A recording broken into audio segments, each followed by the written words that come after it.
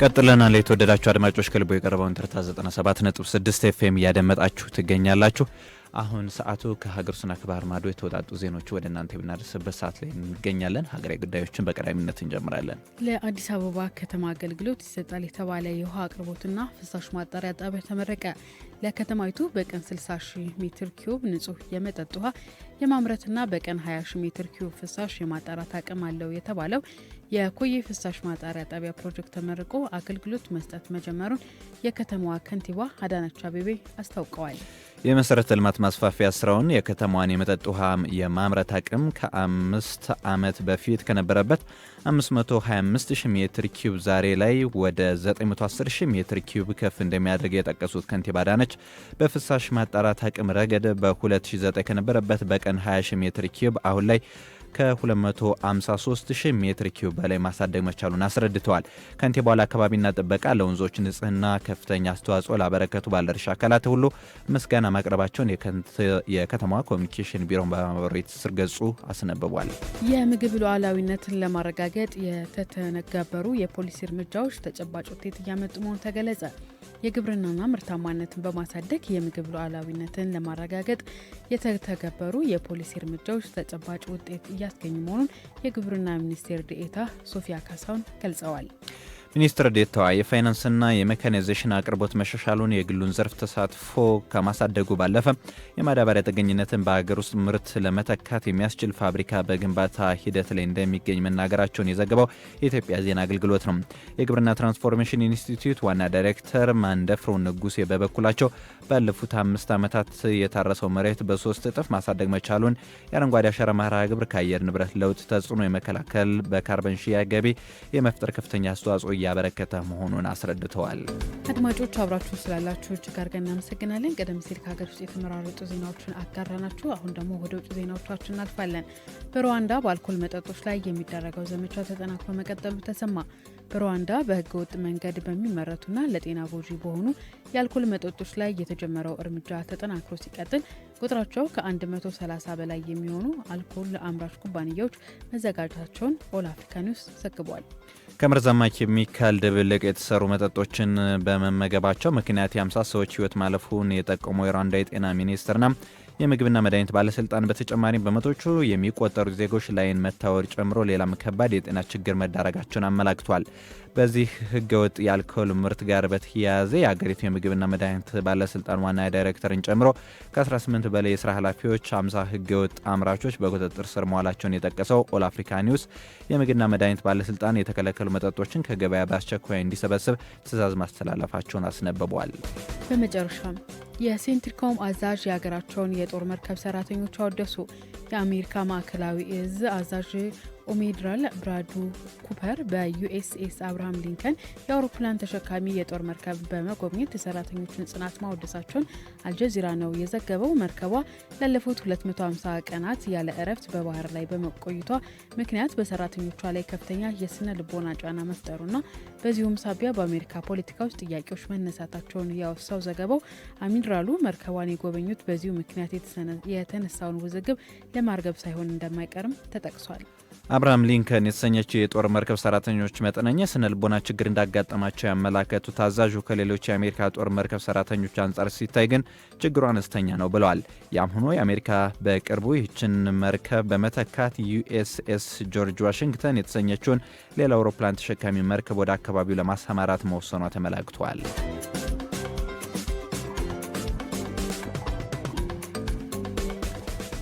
ተመልሰን ተገናኝተናል። የተከበራችሁ አድማጮች የሰዓት አጋሮቻችን አሉ እናት ባንክና ራይድ ናቸው። ራይድ ከዕለት ተዕለት የሰራተኞች ማመላለሻ፣ የደንበኞች ስብሰባዎችን፣ የአውሮፕላን ማረፊያ ዝውውሮችን ወይም ከፍተኛ የስራ መሪዎች ጉዞ ራይድ ኮርፖሬት አስተማማኝ የመጓጓዣ አገልግሎትን ያቀርባል። ሁሉንም በአንድ ድርጅት አካውንት በማድረግ ማዕከላዊ ክፍያ አከፋፍልን፣ ዝርዝር የጉዞ ሪፖርቶችን፣ ቀለል ያለ የውጭ አስተዳደርን በመጠቀም የትራንስፖርት ወጪዎችን ይቆጣጠሩ።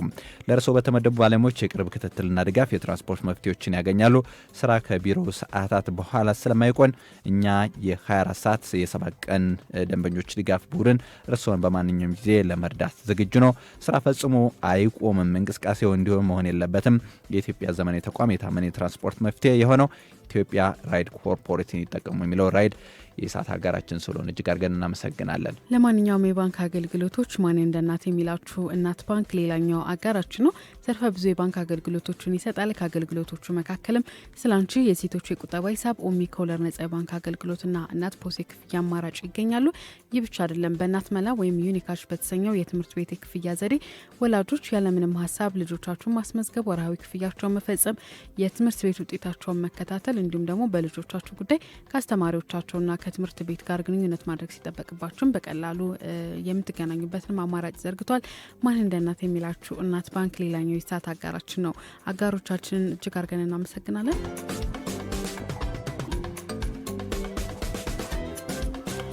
አድማጮች አብራችሁን ስላላችሁ እጅግ አድርገን እናመሰግናለን። ከልቦ የቀረበውን ትርታ 97.6 ኤፍኤም ነው እያደመጣችሁ የምትገኙት። ቀኑ ሰኞ ነው ነሐሴ 11 2018። መሰናዷችን ደግሞ ትርታ ቁርስ ነው። ማለዳ 12:30 ሲል ጀመረናል። እስከ 2:30 እንቀጥላለን። የአጋሮቻችን መልእክትንም አድምጠናል። እናት ባንክና ራይድንም እናመሰግናለን። አሁን ደግሞ ሰዓቱ ከሀገር ውስጥና ከባህር ማዶ የተመራረጡ ዜናዎችን የምናደምጥበት ሰዓታችን ላይ እንገኛለን።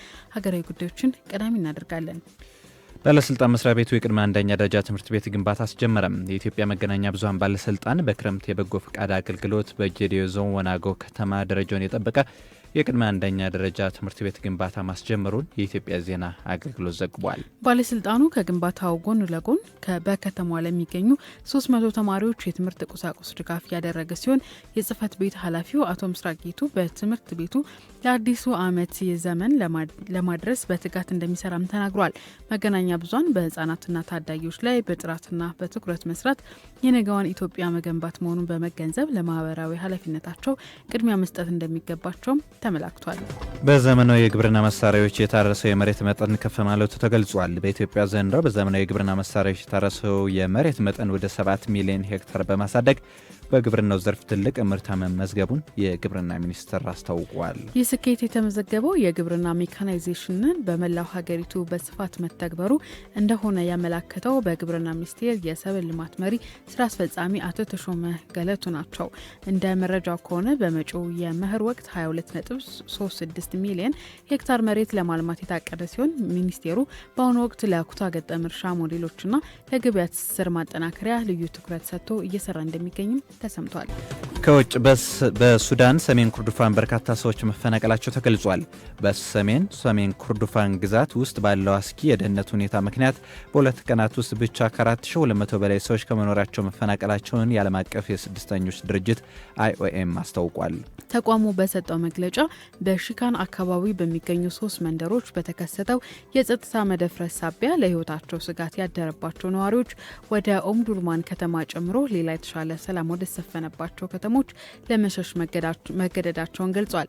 የፈጥኖ ደራሽ ድጋፍ ሰጪ ኃይሎች RSF በአካባቢው በሰነዘሩ ጥቃት የሰው ሕይወት መጥፋቱንና በሱዳን ጦር ኃይልና በፈጣን ደራሽ ኃይሎች መካከል ያለው ውጊያ እያየለ መምጣቱን ያስነበበው የአፍሪካ ኒውስ ዘገባ ነው።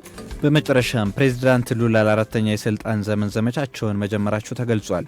የብራዚሉ ፕሬዚዳንት ሉዊስ አናሲዮ ሉላ ዲ ሲልቫ በመጨረሻው ጥቅምት ወር ሀገራቸው ለምታከውነው ፕሬዚዳንታዊ ምርጫ ለአራተኛ የስልጣን ዘመን የምርጫ ቅስቀሳ ዘመቻቸውን በይፋ ማስጀመራቸው ተሰምቷል።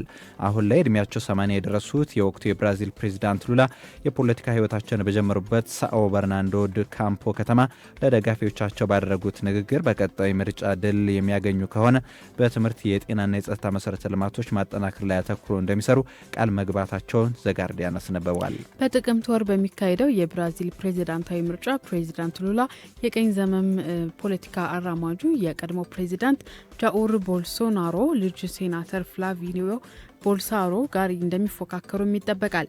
በወቅታዊ የህዝብ አስተያየት መለኪያዎች ፕሬዚዳንት ሉላ ዳ ሲልቫ አነስተኛም ቢሆን የተሻለ ብልጫ እንዳላቸውም ተመላክቷል።